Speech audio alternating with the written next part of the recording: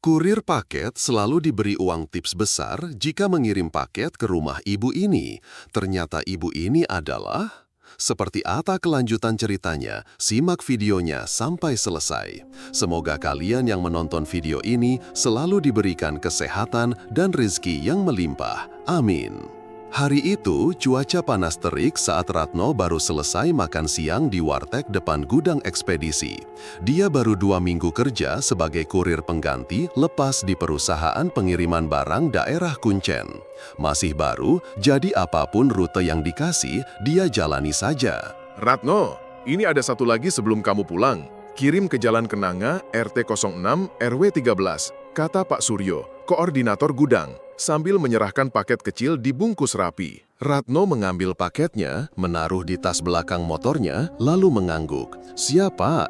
Baru sadar saat lihat alamat lengkapnya, Jalan Kenanga, rasanya belum pernah dengar. Tapi ya sudahlah, Waze di HP-nya menunjukkan jalur yang bisa ditempuh lewat jalan kecil di belakang pasar. Perjalanan ke sana makin lama makin sepi, motor lewat jalan aspal rusak, pinggir sawah, rumah makin jarang, sampai akhirnya Ratno masuk ke gang tanah berbatu yang hanya muat 1 motor.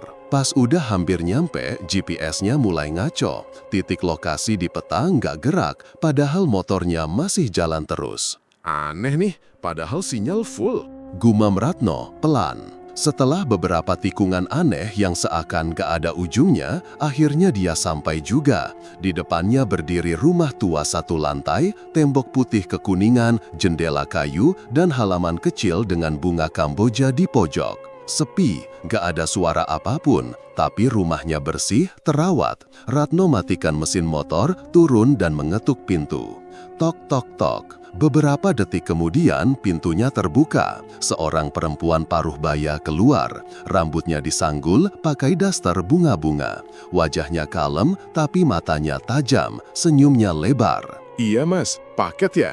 Iya Bu, atas nama Bu Winingsih ya?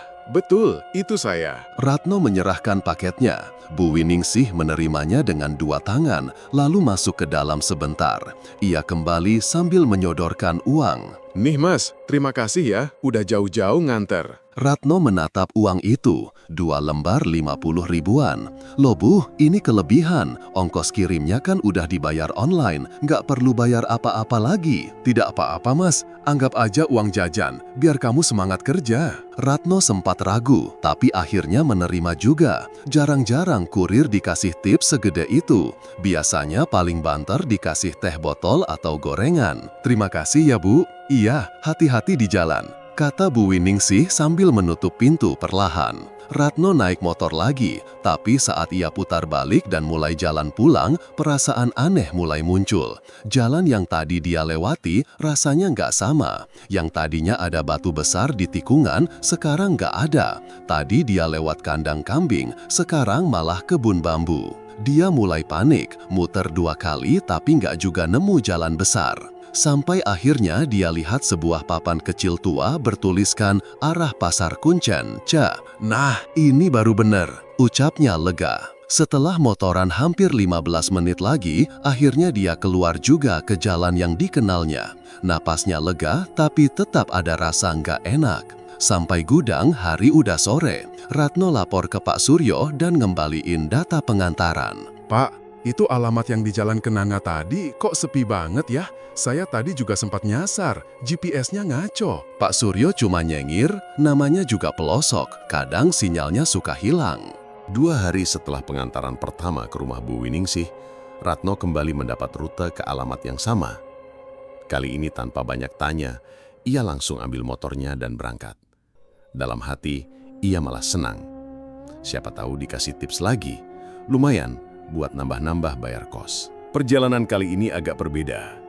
Jalannya tetap sepi, tapi entah kenapa motor terasa berat. Angin juga lebih dingin, padahal siang bolong. Begitu sampai di rumah Bu Winingsih, ibu itu kembali membukakan pintu dengan senyum ramah. Mas Ratno ya?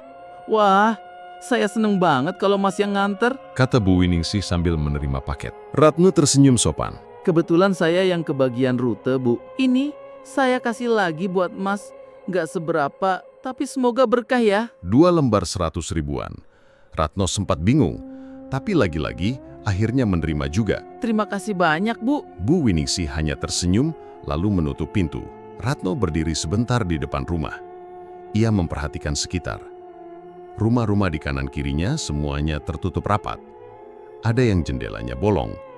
Ada juga yang halamannya ditumbuhi ilalang setinggi pinggang. Aneh. Biasanya, kalau ada kurir lewat, pasti ada aja anak kecil main atau ibu-ibu yang nyapu depan rumah. Tapi di sini, benar-benar sepi. Bahkan suara ayam pun nggak ada. Pas Ratno balik ke motor, ia cek jam di HP.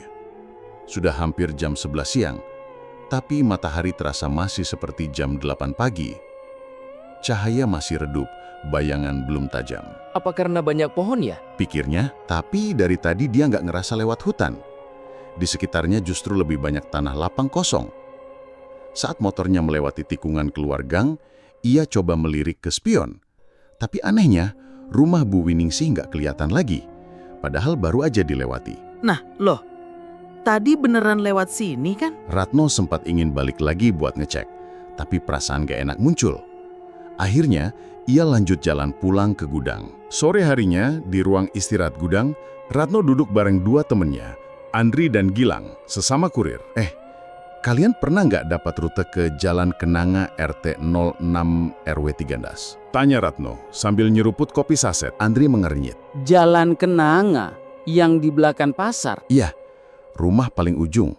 Ada ibu-ibu namanya Bu Winingsih. Gilang ngeliat Andri, lalu balik nengok ke Ratno. RT 06? Yang mana sih?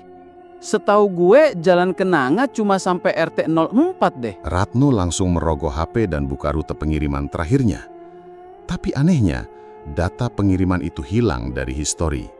Padahal biasanya otomatis tersimpan. Kok nggak ada? Gumamnya panik kecil.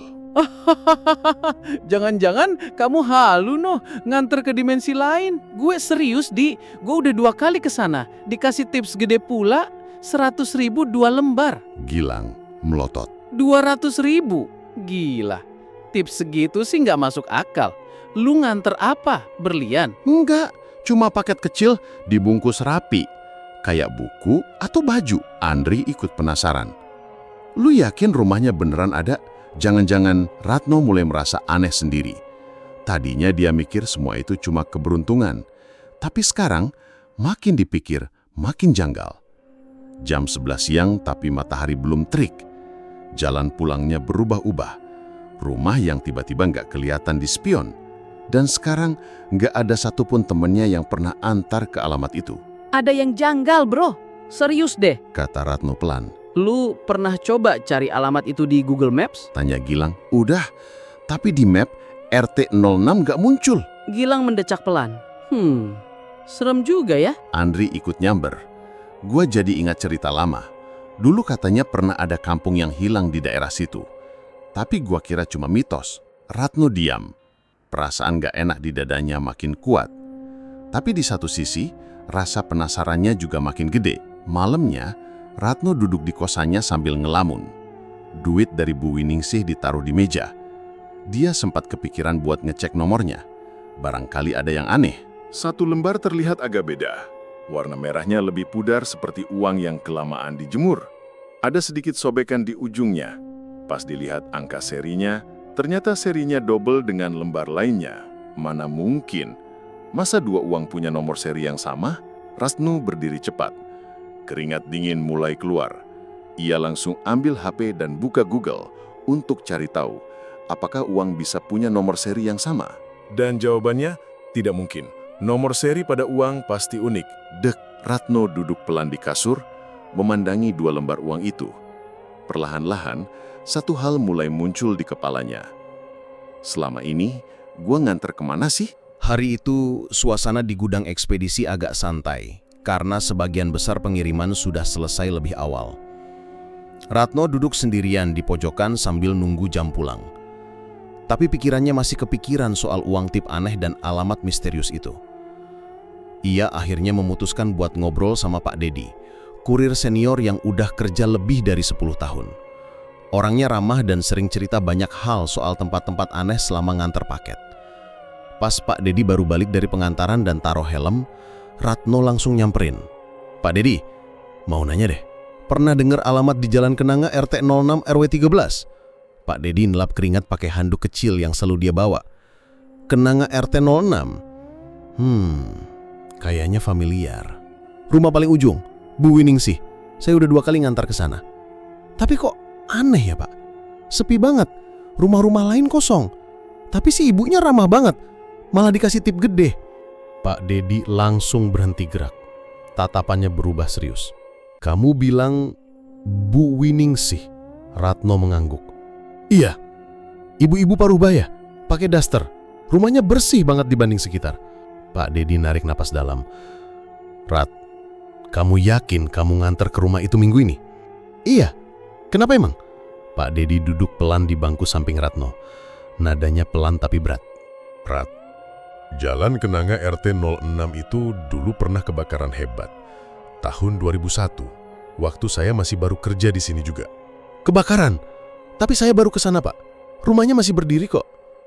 Dulu, rumah-rumah di ujung gang situ padat. Banyak warga tinggal. Tapi suatu malam, entah kenapa, api tiba-tiba nyebar dari salah satu rumah. Katanya korsleting listrik. Tapi anehnya, banyak mayat yang nggak ditemukan. Sebagian katanya hangus, sebagian hilang. Yang selamat, pindah semua.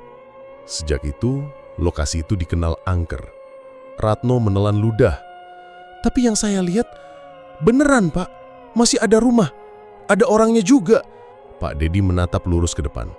Saya ingat banget. Salah satu korban yang mayatnya baru diketemu setelah beberapa hari itu, namanya Bu Winingsih. Tapi waktu ditemukan, jasadnya udah dalam keadaan kering. Kayak orang mati kehausan, kulitnya nempel ke tulang, rambutnya masih rapi, tapi nggak ada bau busuk sama sekali. Ratno langsung merinding, bulu tengkuknya berdiri. Serius Pak? Serius. Dan kabarnya, jasadnya bukan ditemukan di rumahnya, tapi di kebun kosong, dekat jalan buntu. Kayak baru dibaringin di situ. Padahal rumahnya udah ludes kebakar. Ratno langsung teringat ilalang tinggi dan puing-puing yang dilihatnya waktu nyasar kemarin. Dan Bu Winingsih berdiri di tengah halaman itu, ngasih tip, nyenyum, seolah-olah rumahnya masih ada. Saya ngantar ke rumah yang itu, Pak. Dan rumahnya masih utuh. Pak Dedi diem lama. Lalu ia bicara pelan. Rat, kamu bisa jadi bukan ngantar ke dunia kita. Cuk! Ratno lemes. Pak, jangan bercanda. Gue nggak bercanda. Kamu orang pertama sejak kejadian itu yang bilang bisa masuk ke sana dan ketemu Bu Winingsih. Gue pernah dikasih rute ke sana 5 tahun lalu, tapi waktu gue sampai, jalannya buntu, tanah kosong, nggak ada rumah, GPS ngaco. Akhirnya gue batalin. Terus, kenapa saya bisa? Nah, itu yang gue juga nggak ngerti, Rat. Tapi kalau kamu dikasih uang, coba kamu perhatiin. Uang itu beneran asli nggak? Ratno buru-buru buka dompetnya ngeluarin uang yang dikasih terakhir kali. 2 lembar 100.000. Warnanya masih agak pudar, yang satu sobek di ujung. Pak, ini nomor serinya sama, kembar. Pak Dedi langsung berdiri. Astaga, berarti bener. Uang dari sana. Kamu jangan simpen di dompet, taruh aja di tempat lain. Jangan dibawa tidur. Ratno menelan ludah. Kalau saya masih dapat rute ke sana gimana, Pak? Jangan diambil. Tolak aja. Mending kamu lapor ke bagian input rute. Tapi kok bisa sistem nyimpen alamat itu ya, Pak? Padahal katanya kampungnya udah nggak ada. Kadang alamat dari sana memang bisa masuk ke sistem kalau kamu udah pernah nyentuhnya, Rat. Itu yang bikin ngeri. Malam harinya Ratno nggak bisa tidur. Ia tatap terus lembar uang dari Bu Winingsih, lalu bungkus pakai plastik dan simpan di kotak sendal dekat pintu. Tapi sepanjang malam itu Ratno merasa ada yang aneh. Angin dari ventilasi kamar terasa dingin banget padahal jendela tertutup. Dan entah kenapa, dari sudut matanya, ia sempat lihat bayangan perempuan berdiri di depan pintu kamarnya. Daster bunga-bunga, rambut disanggul. Tapi pas ditengok, nggak ada siapa-siapa. Ratno mulai sadar. Mungkin semua ini bukan kebetulan. Dan mungkin Bu Winingsih belum benar-benar pergi. Sudah 2 malam Ratno susah tidur. Bayangan wajah Bu Winingsih terus muncul di kepalanya, lengkap dengan suara lembutnya dan tips 2 lembar uang yang kini ia simpan di kotak sepatu. Tapi yang paling bikin resah adalah cerita Pak Dedi soal kebakaran dan jasad kering seperti mumi. Rasanya nggak masuk akal, tapi juga terlalu detil untuk dibilang bohong. Ratno tahu rasa penasarannya makin nggak bisa ditahan.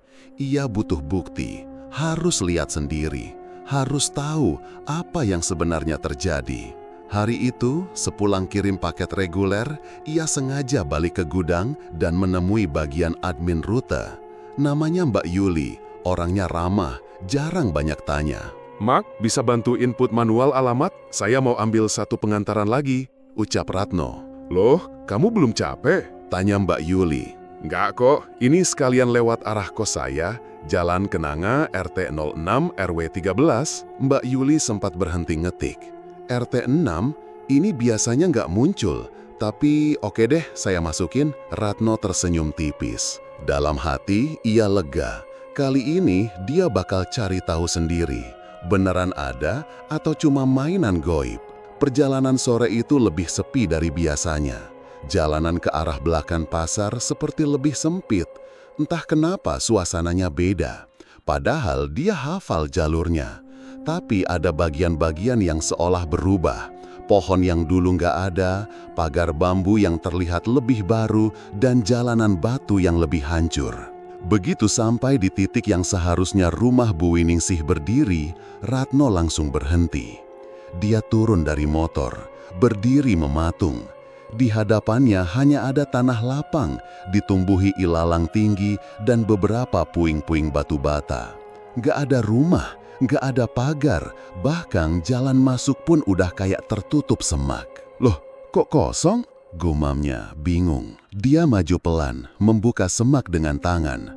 Di tengah lahan itu, ia melihat satu pohon Kamboja kecil, sama persis seperti yang dulu ada di depan rumah Bu Winingsih. Dak, Ratno menoleh ke sekeliling. Sepi, sunyi banget, bahkan suara angin pun nyaris nggak terdengar. Ia mundur perlahan. Apa kemarin gue halu ya? Tapi nggak mungkin. 2 kali dia datang ke sini. 2 kali juga Bu Winingsih keluar dan ngasih paket dan uang tip. Masa semuanya cuma khayalan? Ratno balik ke motor, pencet starter. Celik, nggak nyala. Dia coba lagi. Celik, celik, masih nggak nyala. Ya Allah, mogok di tempat kayak gini. Gumamnya mulai panik. Ia turun, cek bensin masih setengah. Listrik, akinya baru diganti 2 minggu lalu. Ratno mulai resah. Lalu, Mas, Ratno langsung menoleh cepat. Suara itu lirih, pelan, tapi jelas seperti suara orang tua, suara perempuan. Dari arah semak. Mas, paketan saya. Dak, Ratno mundur, dadanya berdetak keras. Suara itu bukan cuma di kepala, ia dengar jelas. Dia lihat sekeliling, nggak ada siapa-siapa. Tapi pohon Kamboja di tengah lapangan itu bergerak pelan, padahal angin nggak ada. Siapa? Siapa itu? Teriaknya setengah takut. Mas Ratno, jangan lupa paket saya. Ratno langsung lompat ke motor, pencet starter berulang kali.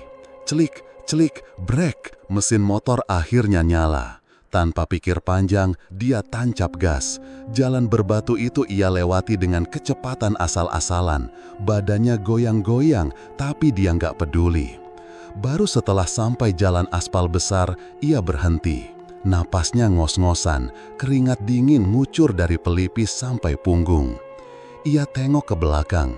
Jalan kecil tadi seperti hilang, yang ada hanya tembok tua dan kebun singkong. Ratno mendadak mual. Malam harinya, di kos, Ratno cuma duduk diam sambil menatap uang tip dari Bu Winingsih. Ia buka dompet dan ambil 2 lembar itu. Perlahan, ia coba bakar salah satunya dengan korek gas. Anehnya, uang itu nggak terbakar. Api menyentuhnya, tapi kertas itu tetap utuh, hanya menghitam sedikit di pinggir. Ratno melempar uang itu dan mundur. Apaan ini? HP-nya tiba-tiba berbunyi, notifikasi masuk. 1 paket baru telah dijadwalkan untuk Anda. Tujuan, Jalan Kenanga RT 06 RW 13. Nama penerima, Bu Winingsih. Ratno lempar HP-nya ke kasur. Enggak, gue nggak mau ngantar ke sana lagi. Tapi dalam hatinya, ia tahu perjanjiannya belum selesai dan Bu Winingsih belum benar-benar pergi. Pagi itu, Ratno datang ke gudang dengan wajah kusut. Matanya merah karena semalaman susah tidur. Pikiran masih muter soal kejadian kemarin. Rumah yang hilang, suara lirih memanggil, dan motor yang mogok tiba-tiba. Begitu sampai ruang pengambilan barang, ia langsung jalan menuju meja pengambilan rute tanpa banyak bicara. Tapi langkahnya terhenti begitu melihat sebuah paket kecil di atas meja, dibungkus kertas coklat tua, bertuliskan dengan spidol hitam besar. Untuk Bu Winingsih, Jalan Kenanga RT 06. Ratno langsung merinding, napasnya mendadak berat. Ia menatap Mbak Yuli yang sedang ngetik di depan komputer. "Mbak, ini siapa yang masukin?" tanyanya, menunjuk paket itu. "Oh, yang itu dari sistem otomatis. Kiriman masuk jam 5 pagi. Barcode-nya dari data lama," jawab Mbak Yuli santai tanpa menoleh. Ratno melotot. "Tapi itu kan alamatnya nggak aktif. Kemarin saya ke sana, tempatnya kosong, rumahnya udah nggak ada." Mbak Yuli baru menoleh. "Loh, kamu nganter ke sana lagi? Nggak bilang saya?" "Bukan nganter, Mbak. Saya cuman pengen lihat lagi. Soalnya kemarin saya udah 2 kali ke sana dan ketemu orangnya.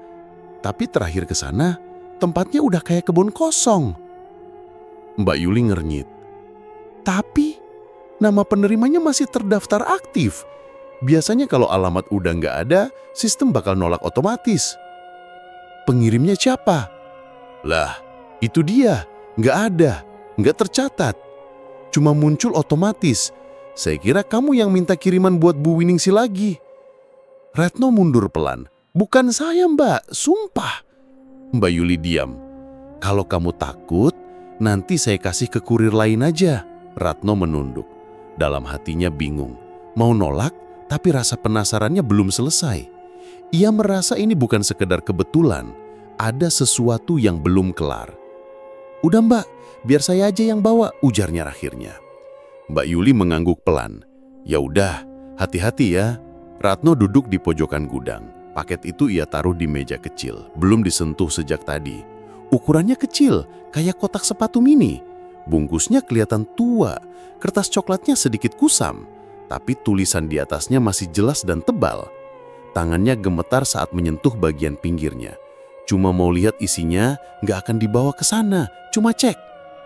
Dengan hati-hati, Ratno buka selotip di pinggirannya. Pelan-pelan, ia robek sisi samping kertasnya. Dalamnya, ada kotak kayu kecil warna hitam kusam, tanpa label. Ia buka kotaknya. Begitu penutupnya terbuka, aroma menyengat langsung keluar. Mirip bau dupa atau kemenyan, tapi lebih apek. Di dalam kotak itu ada segumpal rambut hitam dililit dengan benang merah. Di bawahnya tertata bunga 7 rupa, melati, kenanga, mawar merah, dan beberapa kelopak bunga kering lainnya. Ratno langsung menutup kotaknya dan mundur cepat. Tangannya bergetar. Dadanya sesak. Ya Allah, beberapa teman kurir yang lagi duduk dekat sana melihat ke arahnya. "Rat, kamu kenapa lu?" tanya Andri sambil mendekat. Ratno menoleh pelan. "Jangan dekat-dekat lu, tolong." Andri melihat kotak yang sudah setengah terbuka. Bau menyengatnya ikut tercium. "Ini apaan sih?" tanya Gilang yang ikut mendekat. Ratno berdiri, menatap mereka serius. "Gue nggak tahu ini apa, tapi ini bukan kiriman biasa." Andri membuka bungkus luar dan membaca alamatnya. "Loh, ini yang ke Jalan Kenanga RT 06 lagi. Kok masih ada aja?" Ratno mengangguk pelan. "Dan itu ditujukan ke Bu Winingsih." Gilang ikut nyimprung. "Lu serius masih dapat kiriman ke sana? Beneran? Padahal kemarin katanya tempat itu udah nggak ada." Ratno menarik napas dalam. "Iya, dan isinya, rambut sama bunga 7 rupa, kayak buat ritual." Andri langsung diam. Gilang juga menelan ludah. Suasana jadi hening. "Gue curiga," kata Ratno pelan. "Alamat itu nggak hilang dari sistem karena ada yang masih aktif dari sana, bukan dari kita." "Terus lu mau nganter itu lagi?" tanya Andri. Ratno mengegeleng. "Nggak, Gue cuma mau tahu siapa yang masukin. Tapi Mbak Yuli bilang itu muncul sendiri kayak paket otomatis dari data lama. Gilang nyeletuk, Rat, ini udah bukan urusan logistik lagi. Ini urusan, yang lain. Lu mesti hati-hati, jangan dibawa ke kos, jangan dibuka lagi. Ratno mengangguk, tapi jauh di dalam hatinya, dia tahu apapun isi paket ini pasti punya kaitan dengan suara lirih yang memanggilnya kemarin. Mas, paketan saya. Suara itu seperti masih bergema di telinganya, seakan belum selesai. Sore itu, sebelum pulang, Ratno bungkus lagi paket itu serapi mungkin. Ia nggak berani buang sembarangan. Akhirnya ia taruh di dalam laci meja gudang bagian belakang. Ia kunci, lalu kasih tahu ke Pak Dedi. Pak, tolong laci ini jangan dibuka dulu, isinya bahaya, katanya singkat. Pak Dedi cuma ngangguk serius. Kalau kamu masih keingat-ingat Rat, mending kamu ngaji dulu malam ini, tenangin hati. Ratno mengangguk. Dan malam itu, ketika ia sedang rebahan di kasur, lampu kamar tiba-tiba kedap-kedip sendiri. Lalu terdengar ketukan 3 kali dari jendela. Tok, kok, kok. Ratno berdiri perlahan, degup jantungnya makin cepat. Lalu, suara itu datang lagi. Mas Ratno, itu paket saya kan? Sudah 3 malam Ratno tidur tak tenang. Setiap kali memejamkan mata, selalu mimpi yang sama. Suara ketukan di pintu kosannya, lalu muncul sosok Bu Winingsih berdiri di ambang pintu. Senyumnya masih sama, lembut dan ramah, tapi matanya ada yang aneh, seperti kosong, pucat, dan terlalu tenang. Dalam mimpinya, Bu Winingsih selalu berkata hal yang sama. Mas, tolong antar paket terakhir ini ya, setelah itu kamu boleh pulang. Ratno selalu terbangun dengan keringat dingin, nafas ngos-ngosan, dan jantung berdebar kencang. Awalnya, ia kira cuma mimpi biasa, efek dari rasa takut dan stres. Tapi makin lama, mimpinya makin detail. Ia bisa lihat daster Bu Winingsih, warna bunga-bunganya, bahkan bau bunganya. Perpaduan kenanga dan kemenyan yang menyengat. Di tangannya selalu ada paket kecil yang sama, kotak hitam dengan lilitan benang merah. Hari ketiga, Ratno akhirnya putuskan membuang paket itu jauh-jauh. Ia ambil dari laci gudang, lalu malam harinya ia naik motor dan melemparnya ke sungai di pinggiran kota. Ia lihat sendiri paket itu tenggelam pelan-pelan, terombang-ambing air yang keruh. Udah, selesai, jangan ganggu saya lagi, katanya pelan sambil menatap air sungai. Tapi malamnya, mimpinya justru jadi lebih parah. Kali ini, ia tak cuma melihat Bu Winingsih berdiri di depan pintu, tapi juga melihat dirinya sendiri membuka pintu, menerima paket itu, dan tersenyum seperti orang linglung. Suara Bu Winingsih terdengar lebih jelas, lebih dingin. Mas Ratno, ini yang terakhir, habis ini kamu bebas. Ratno terbangun dengan tubuh gemetar, keringat membasahi kaosnya, lampu kamar kos sudah menyala. Ia berdiri dari kasur, menatap pintu kamar yang tertutup rapat. Dan saat menoleh ke pojokan ruangan, nafasnya tercekat. Paket itu ada di lantai. Bungkus coklat tua, tulisan besar hitam bertuliskan, untuk Bu Winingsih, Jalan Kenanga RT 06.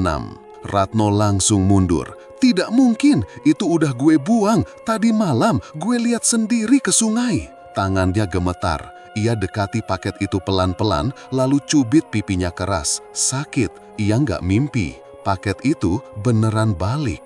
Esoknya, Ratno nggak masuk kerja. Ia izin lewat pesan singkat, bilang lagi demam.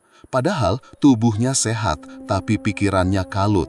Ia duduk seharian di kamar, hanya menatap paket itu dari jauh, tak berani menyentuhnya. Sore hari, ia memberanikan diri buka HP, lalu nelpon Pak Dedi. Pak, paket itu balik lagi, padahal semalam udah saya buang ke sungai. Di ujung telepon, Pak Dedi diam beberapa detik. Rat, mungkin kamu memang udah diikutin. Ratno mencengkram HP-nya erat. Maksudnya? Selama kamu masih pegang tanggung jawab dari dia, paket itu akan terus nyari kamu, sampai diserahin ke tujuan. Tapi alamatnya udah nggak ada, Pak. Coba kamu cari orang yang bisa bantu secara, rohani, kayak ustadz atau orang pintar.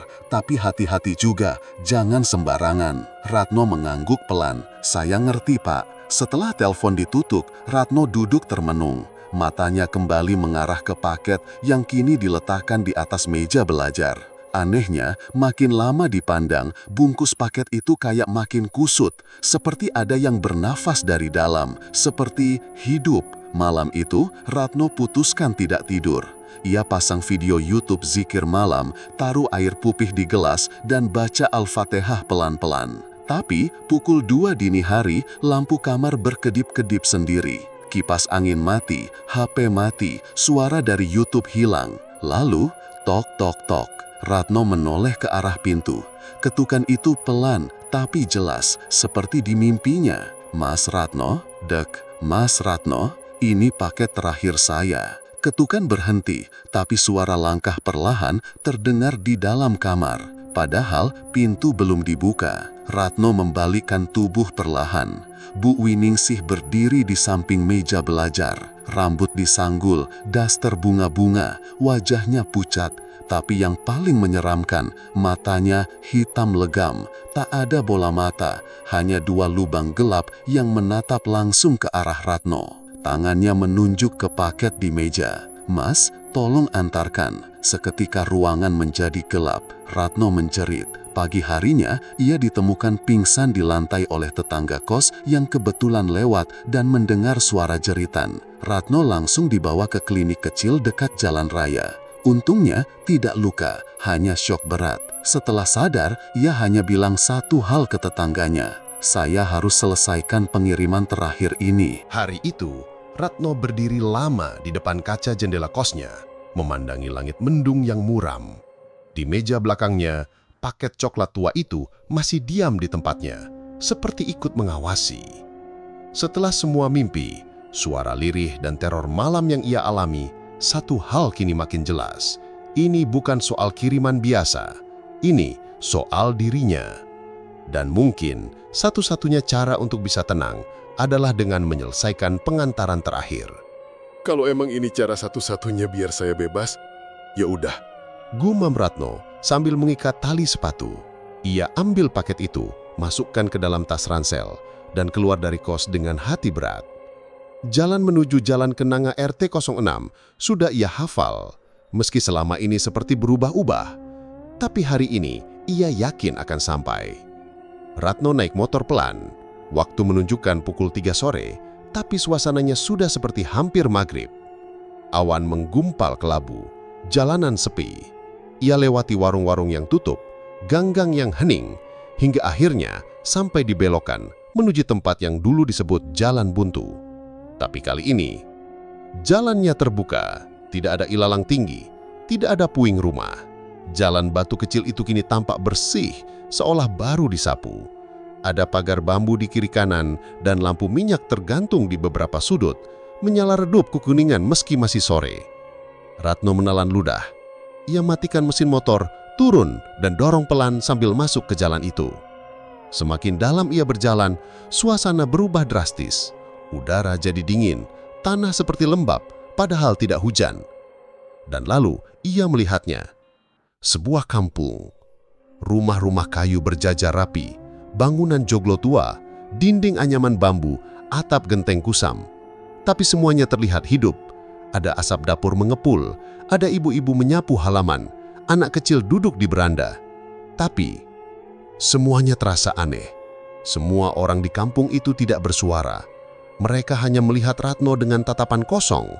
Mata mereka seolah tidak punya sinar. Wajah-wajah pucat, pakaian mereka lusuh seperti dari tahun 70-an. Ratno makin pelan mendorong motornya. Jantungnya berdetak cepat. Lalu, dari ujung jalan kampung itu muncul sosok yang sangat ia kenal. Bu Winingsih. Ia berjalan pelan, pakai daster bunga-bunga yang sama seperti dalam mimpi. Rambut disanggul rapi, tapi kulitnya lebih pucat dari sebelumnya. Mas Ratno, ucapnya dengan senyum lebar. Ratno berhenti di tempat, kakinya terasa berat.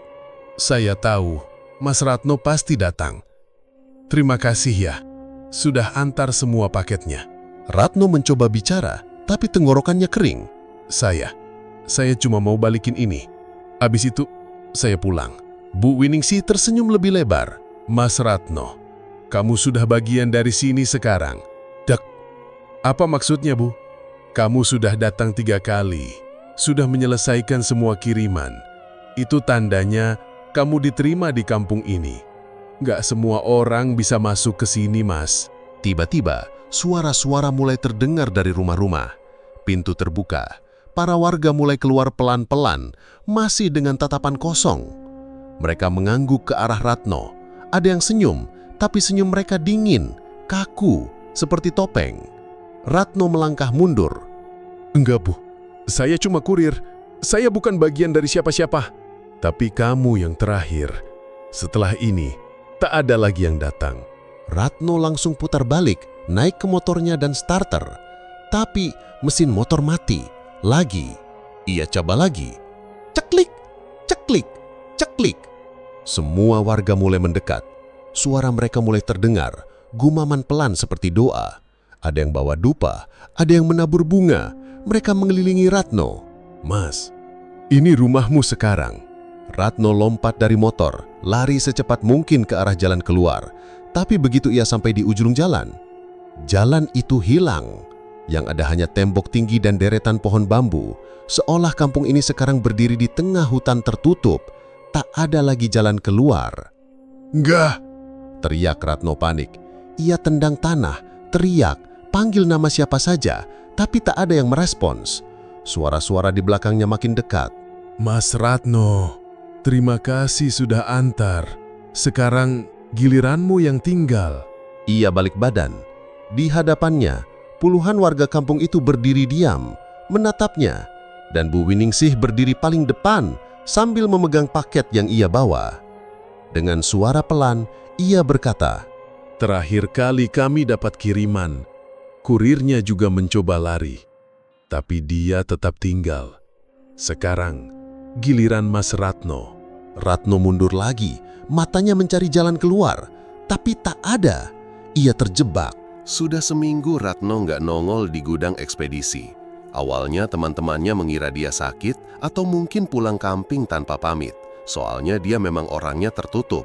Tapi begitu masuk hari kelima dan nomornya terus nggak aktif, semua mulai curiga. Pak Dedi paling gelisah. Ia tahu betul kalau terakhir Ratno sempat bilang mau selesain pengantaran terakhir. Waktu itu Ratno memang terlihat beda. Wajahnya pucat, mata sayu, tapi ada semacam kekat aneh di wajahnya. Hari itu, Pak Dedi mutusin buat nyari sendiri. Dia ajak 2 kurir lain buat keliling, nyusurin arah yang biasa Ratno lewati, khususnya ke daerah Jalan Kenanga. Dan di sanalah mereka menemukan sesuatu. Motor Ratno tergeletak di jalan setapak dekat ladang kosong. Ditinggal begitu aja, berdiri miring dengan kunci masih menempel. HP-nya ada di dalam dashboard motor, tapi nggak ada jejak kaki, nggak ada orang, dan nggak ada rumah. Cuma tanah lapang dengan ilalang tinggi. Ini benar-benar tempat yang dia maksud, gumam Pak Dedi sambil melangkah pelan.